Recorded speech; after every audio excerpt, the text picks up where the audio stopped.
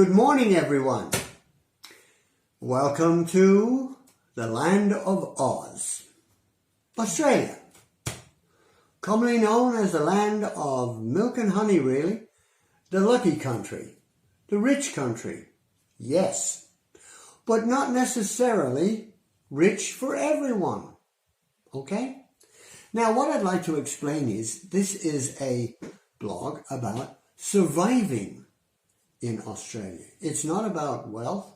It's not about really being a great success. Yeah. It's about ordinary people battling just like you do in the Philippines or any other country. And it's not all a bed of roses, okay?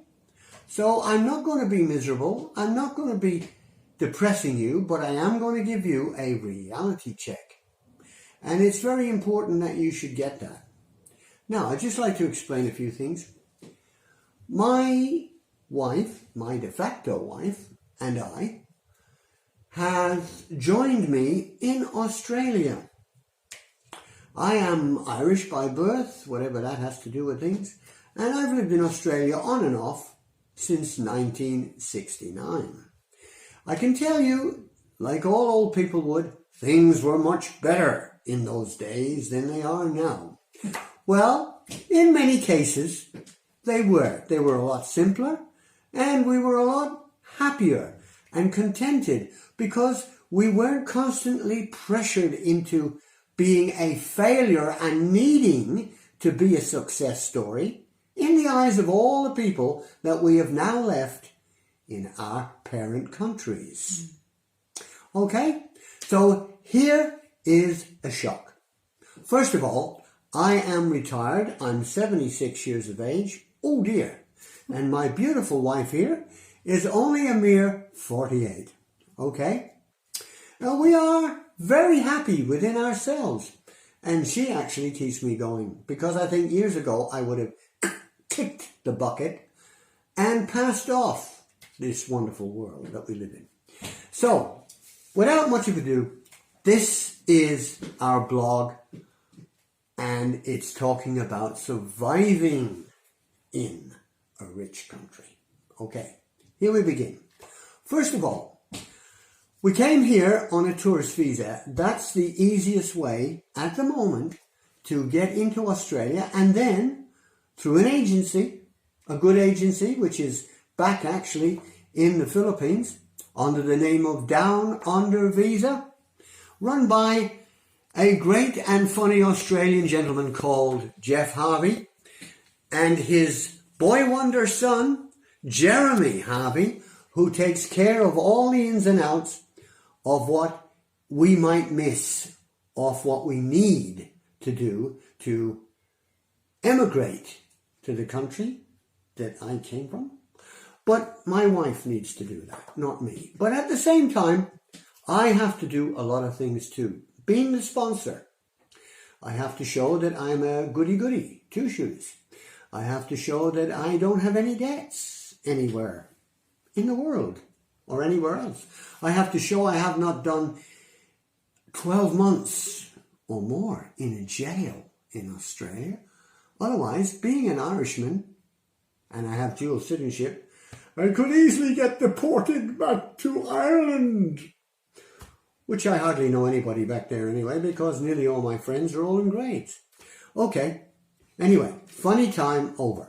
Here's the serious bit. So you come to Australia and you go on a tourist visa for your beloved partner. And when you get here, you make sure that within the first 3 months of that tourist visa, you have got everything sorted out through your favorite migration agent, ours being Down Under Visa, Jeff Harvey and Company. And they present that and lodge it with the Australian Immigration Department. That way, your partner now has to stay in Australia until it's processed. You can sort of leave if you want to on a bridging visa B, Very important. Because if you don't,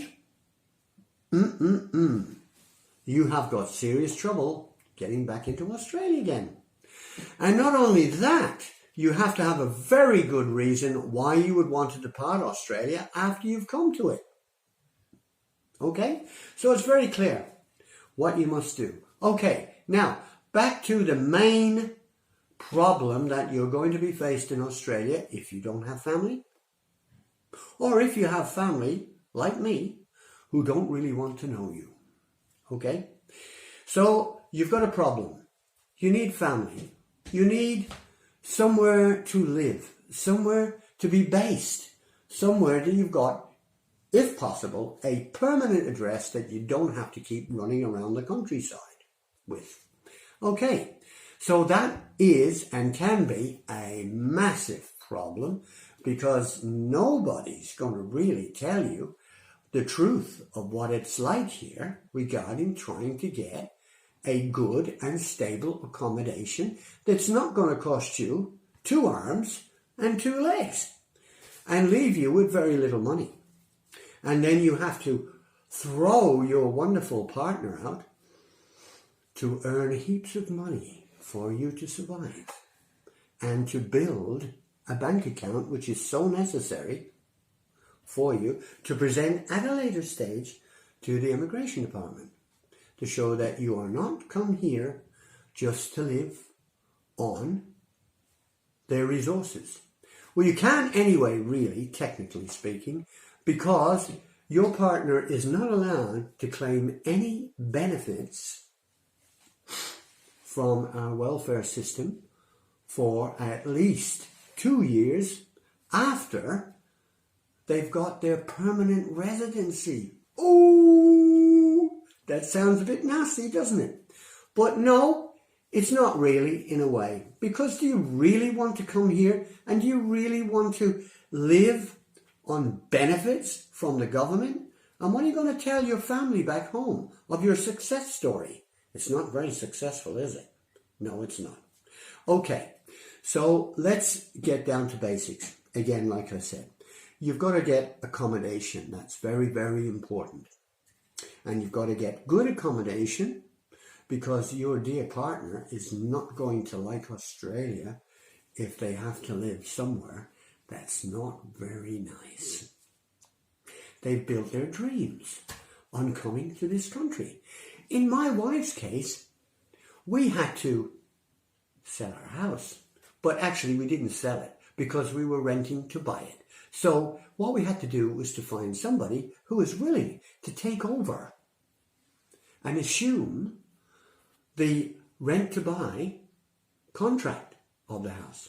And fortunately enough for us, we did find such people to do that. So that set us free.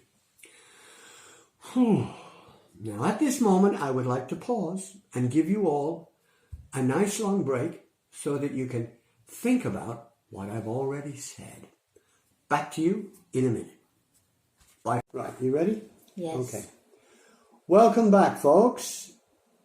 This is not part 2, but it's just another extension. Yeah. What it is about the survival. If you notice, first of all, I'd like to say this to you.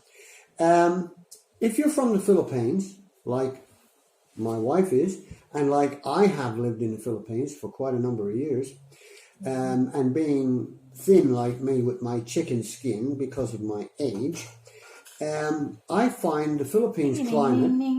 Thank you. I find the Philippine climate is perfect for me. Yeah. You know, anything under 28 degrees, I don't like it. Now, I used to love Sydney, and I do love Sydney itself, the city. It is a fantastic city. They are trying to destroy it with all the big high-rise buildings, I must admit. I was an electrician by trade, and I worked in the early days on the high-rise buildings. And it was very good, okay? But now I notice that we're starting to sort of compete, I think, with New York or somewhere else. And we're losing that certain uniqueness I'm speaking from an old man's point of view, of course, because to all you younger people, you think it's absolutely fantastic. Well, it's pretty good, but I think it was a bit better in the older days, but never mind. The fact is, Sydney Harbour, there's nowhere on this planet as nice, and I'm saying that, as nice as Sydney Harbour. And Sydney itself, as much as they're trying to destroy it, by their, agendas and what have you, and politics and all that sort of stuff, it's still a unique city. It's still a lovely place. And if you want to get married, for example, go to Sydney Harbour. There's a place there called Mrs. Macquarie's Chair. And that is a lovely place to get married at. Unique. You will never ever forget your wedding if you go there through the Botanical Gardens near the Opera House. Not the Opera House itself. Opera House is lovely, but it's made by man. But you've got the Botanical Gardens, and it's got a lot of natural trees and plants and all the rest of it there. And well, I could ramble on all day long just talking about Sydney itself, but you need definitely to come here. Even if you're not going to emigrate, you need to come here, get a tourist visa, do it the legal way, and you will enjoy it. You will really have a unique experience you will never, ever forget. Okay? I'm not just plugging Sydney, I'm telling you the truth the way it is. It's a beautiful city, and especially at night. Just get a tourist visa first. Yep, get a tourist visa And then first. back in the Philippines. Exactly. And do the legal way. Do it the legal way. Not the backdoor way. Not try through the back door, Yes. pretending you're walking through customs backwards, sort of thing, and they think you're leaving. Or you try to get here on a boat and swim, across the Tasman Sea. No, do it the right way. Come in and you'll have no worries. You won't be looking over your shoulder for the police because there's a lot of them around. And we have a lot of cameras everywhere. And we've got lampposts that record what you're saying and so on and so on. But I'm not supposed to tell you these things. But that's the fact. But honestly, you'll love it. Fantastic. Anyway, back to what I was saying before. One thing Sydney hasn't got is, to me, it's not got a good climate. The sun is really burning. You change your clothes. Yeah. Look at that. You didn't know. You didn't even notice. The sun will burn your head off. Okay, it's not quite like the Philippines. It will burn your head off, man. You've got to understand that. So you definitely need a hat. You need to cover your head, and your beloved needs to cover theirs as well. Okay, and not only that, the temperature has a nasty habit of going up and going down, and it changes, even in the summer. But winter, now in Sydney, I can tell you, it's freezing. So much for global warming. It's not, it's global freezing in Sydney in the winter, I can tell you. And even today was lovely just a while ago when I was talking to you, but now I've got the shirt on, got my camping shirt on, because that's the way it goes. Climate's dropping a bit now already, the weather, Anyway, that's another story. Now, how to survive here? Well, we've sort of covered the expensive part. The really expensive part is accommodation. And that is something that you really have to budget for. Because if you don't, you're not only going to get hit with the accommodation expenses, you'll get hit with all the bills that go with it. Electricity, possibly water, and all the rest of it. So unless you want to live in one little tiny room with a bed and share with a whole lot of other people, if you're young, you might like that. You possibly would like it. But for me, one bedroom in a tiny share house or a big share house, one of a lot of people in it, no, sorry. I don't want that. No. So if you're sort of getting on a little bit in your age and you're coming to Australia and Sydney in particular, you need your own place. And that will mean you'll want a house, obviously. Or at worst, a granny flat in the back of somebody else's house. Yes. Cost $300. Yes. 300, how much? That will cost you 300 at least, maybe 400. It depends.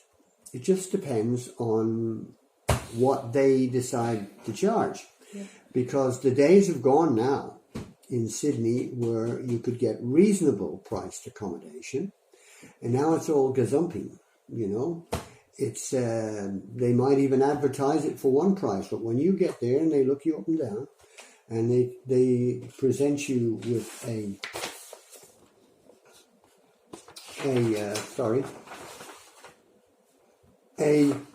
back to front, by the way, sorry about the camera, a professional application to have the house, which is almost like filling in a migration application to come to Australia now.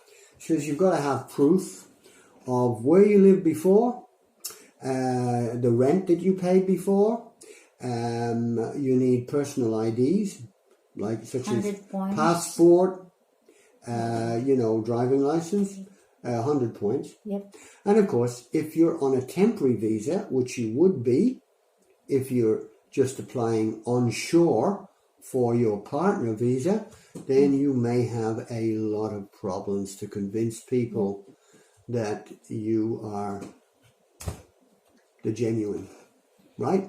So there is a big problem with that, and I mean it is a big problem. It's a ridiculously big problem. So unless you've got heaps of money to throw around, and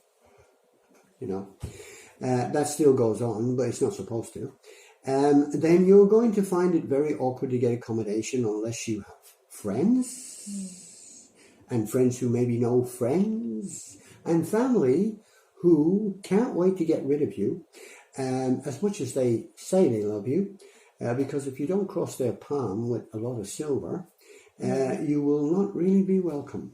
Oh, isn't that amazing? Right.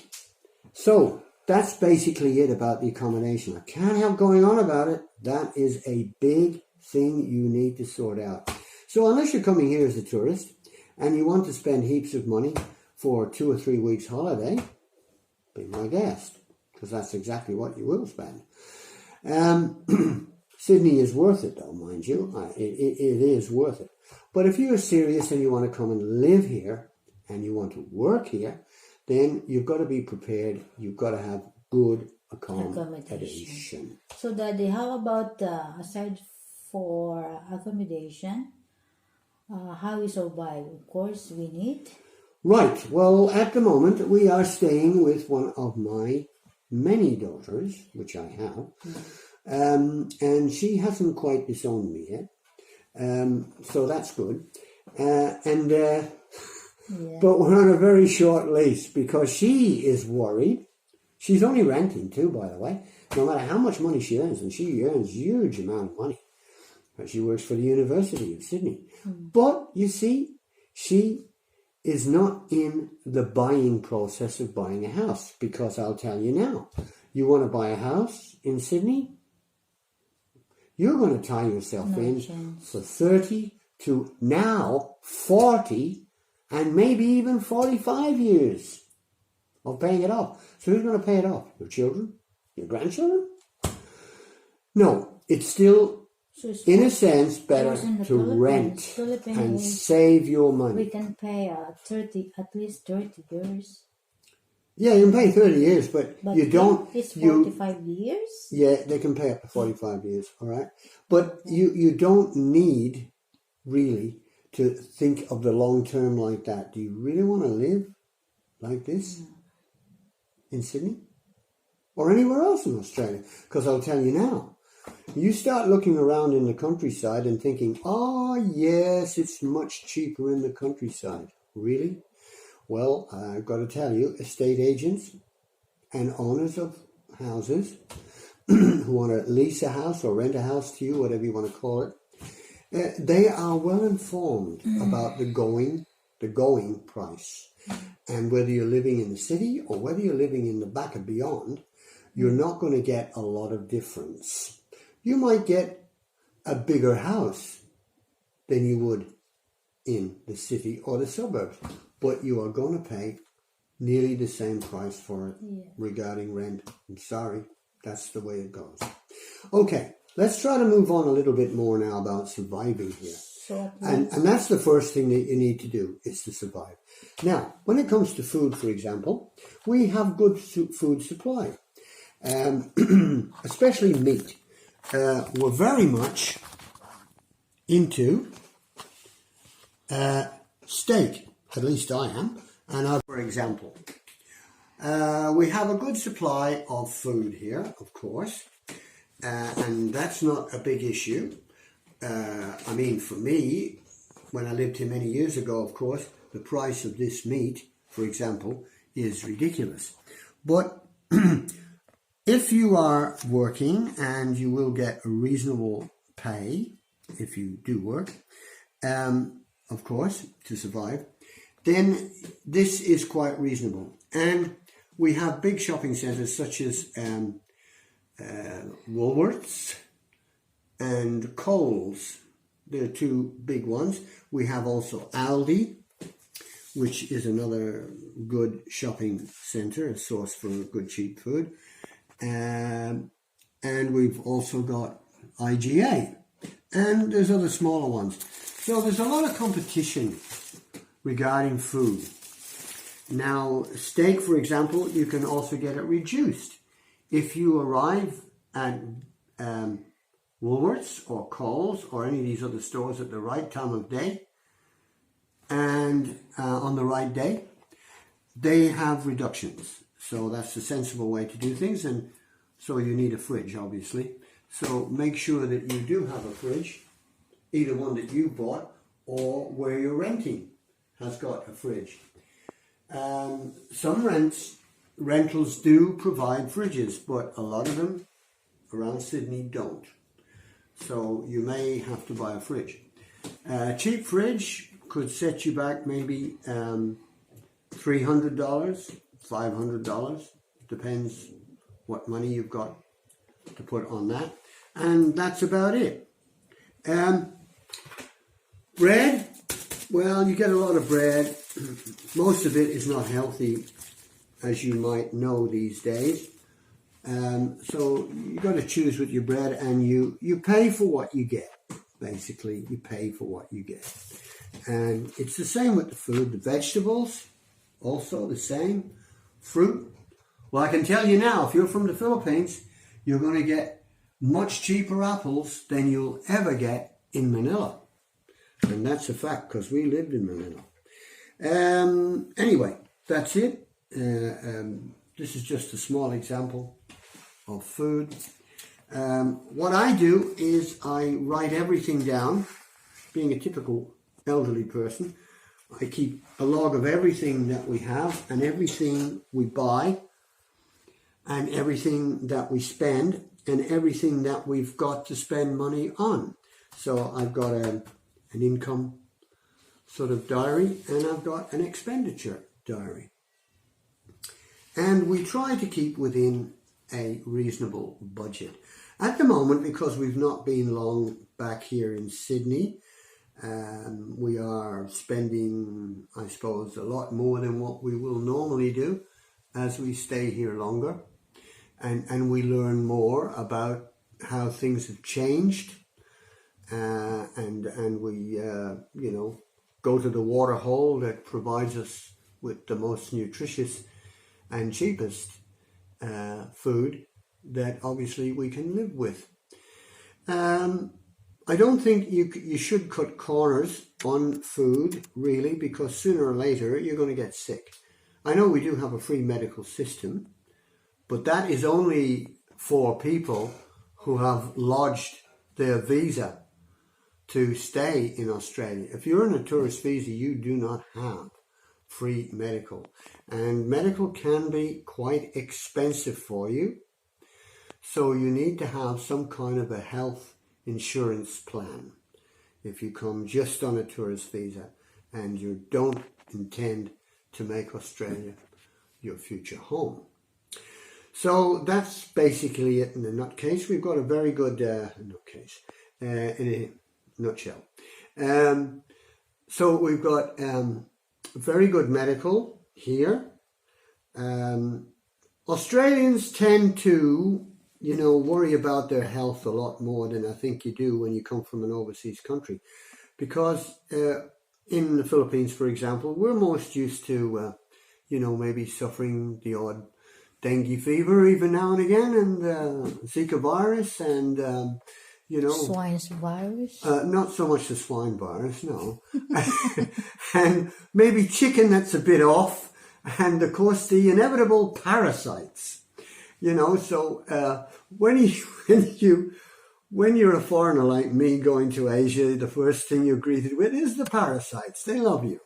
They love that fresh, different Western sort of digestive system that they can be happy with living in for a while.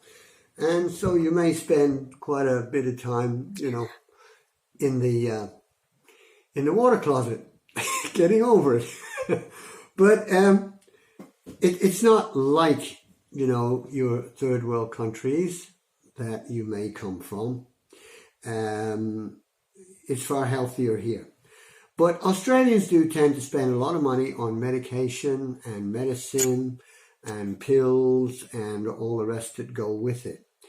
So far, we've been very fortunate that we have not had much wrong with us at all, not even travel sickness or anything. So we're doing pretty well. And my digestive system, of course, has got very stronger living in Asia. So I am quite good. My immune system is very good. And my wife's immune system is very good too, of course, because she's born in the Philippines. So that shouldn't be a problem for you. Of course, if you're younger and you've got drinking habits with the beer and all that, then you might have some problems. But that's entirely up to you. But this video is contained mainly for, I think, just older people, not quite as old as me, obviously, who are quite mature and quite settled. And so that's basically it. I would like to just add one other point to this, that if you are a Christian, and I know I'm treading on a lot of people's corns when I say this, but if you are Christians or you've got godly values in your life, you may be quite shocked at coming to Australia, because the society, and especially now in the last 12 months, like a lot of Western countries, has become more open to anyone of any persuasion, including those who are got what can I say, quirky attitudes towards life. And you cannot offend anyone in Australia, because you're liable to finish up in big trouble.